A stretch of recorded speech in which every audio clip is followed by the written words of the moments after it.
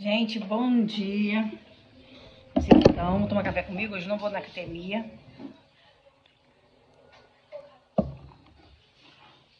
Nublinando por aqui, mas hoje vou não. Eu vou ter que usar de garganta, tomei muita chuva.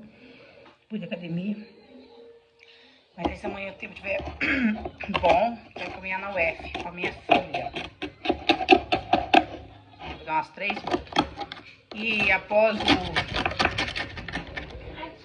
jejum de 19 horas, vou mostrar pra vocês aqui meu café da manhã. Esse aqui é tipo um cuscuz com queijo. Você pode usar queijo Minas, pra quem tá em dieta comer queijo light, né? Pode usar mussarela. Esse meu aqui é mussarela. Olha deles. O meu não ficou perfeito assim, não.